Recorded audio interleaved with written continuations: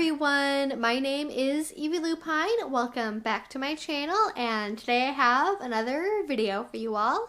Today I am so excited because I am finally visiting another asexuality a-spec topic, and today we are going to be talking about different relationship terms and terminology that gets used in the ace and aro community. Now, as per usual, for all of the videos I make relating to this is not a platform for debate.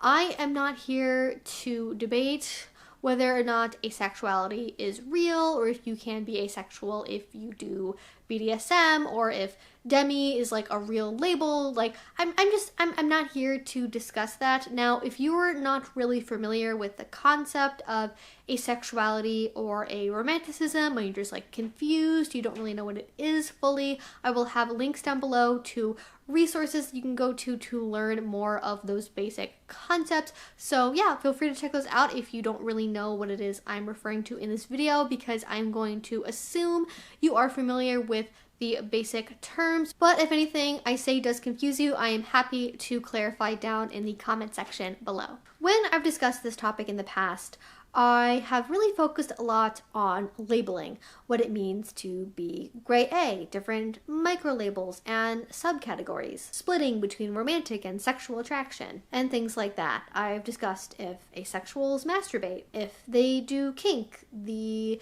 difficulties sometimes with navigating relationships with allosexual people. But what I've not done yet is actually describe the terminology that ace and aro people have come up with to describe their own relationships. After all, merely talking about orientation labels is one small part of the equation. In the larger non-asexual world, and just assume for this video that when I say asexual in a general context, I do also mean aromantic. It's kind of a mouthful to say asexual and aromantic every single time, so I'm just gonna say ace or asexual and just assume that that includes aromanticism as well.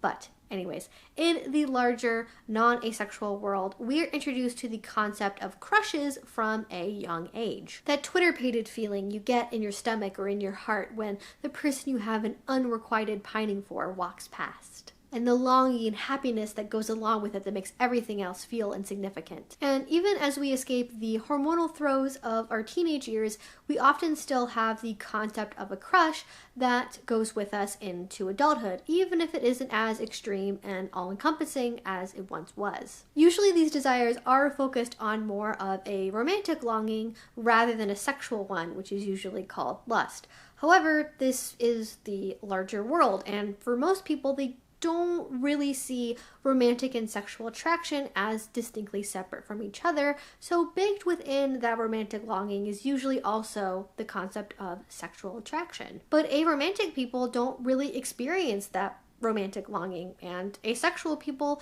don't usually have sexual attraction go along with that romantic pining they might still have. So if they don't always have crushes in that conventional sense, what is it they do have? Because oftentimes asexual people and aromantic people do still have attractions. Well, the term they have is squishes.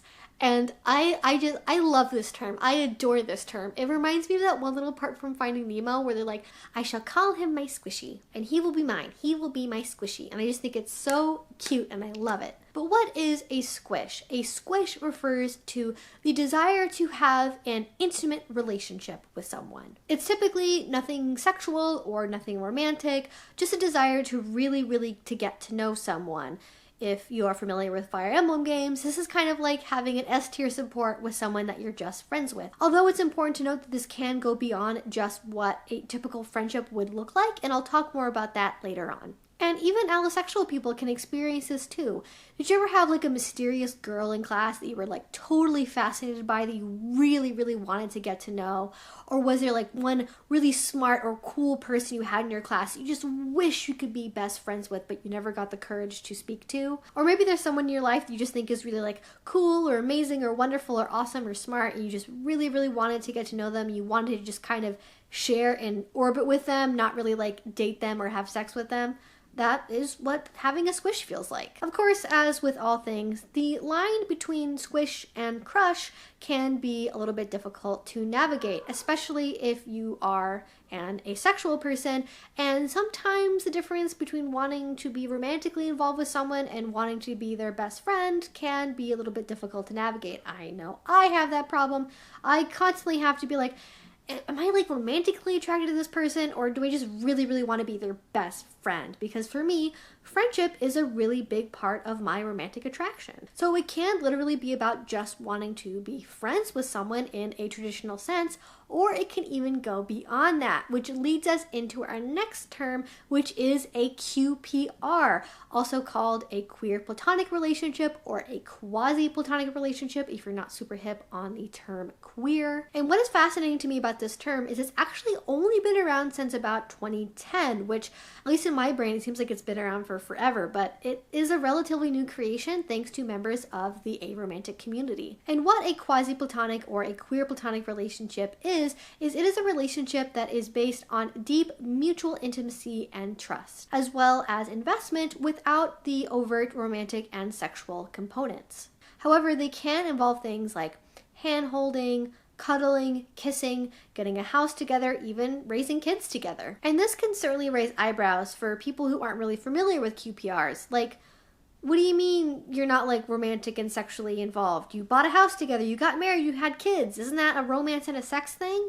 Well, actually, there's some very interesting thoughts about just that thing. In her book, Minimizing Marriage, contemporary philosopher Elizabeth Brake talks about those norms, a concept that is adverse to queer platonic thought, naming it amatonormativity, the disproportionate focus on marital and amorous love relationships as specific sites of value, and the assumption that romantic love is a universal goal.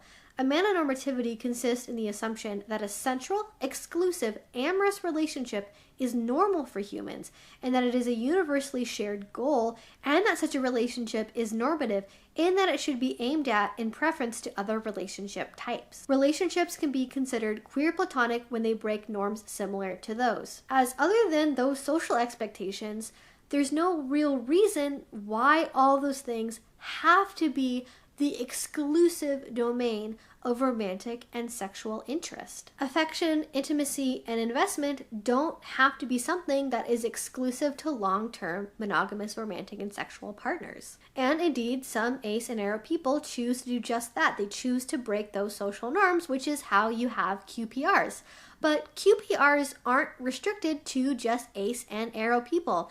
Anyone of any sexual orientation or gender identity can be in a QPR. It is simply about having a long-term committed relationship that's based on intimacy that's not rooted in sexuality or romanticism. And to be clear, if you are specifically using the term queer platonic relationship, the use of the term queer in that is not meant to designate any specific sexual orientation or gender identity, but is more a reference to how the relationship in general is non-normative. Now, what is particularly fascinating to me about QPRs is that QPRs are not monogamous by default. Exclusivity is not a value that QPRs have to have by themselves in the same way that you would have multiple friends or even multiple best friends. It's not really something you think about as being monogamous or not. It just simply is the way it is. Although I've never really heard this talked about in ethical non-monogamous spaces, I would certainly say it falls under that umbrella, and I would really be curious to see more discussion about QPRs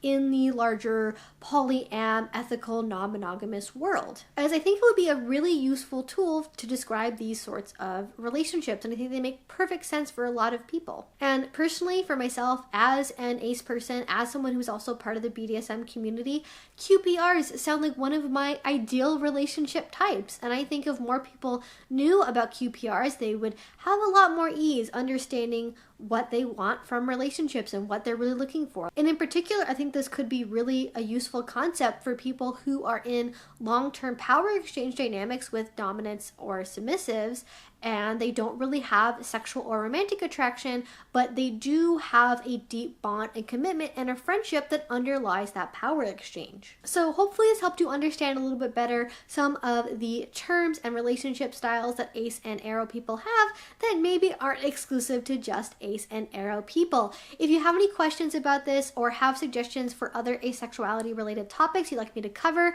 you can leave a comment down below. If you enjoyed this, if you want to see more from me, please do subscribe. I make videos twice a week about all sorts of kink and asexuality related topics. And finally, if you really enjoyed this, if you want to support my work, the best way you can do this is through Patreon.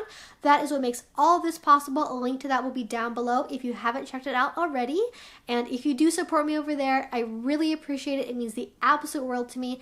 And until I see you guys next time, I hope you have a great rest of your day and a great rest of your week. Bye-bye.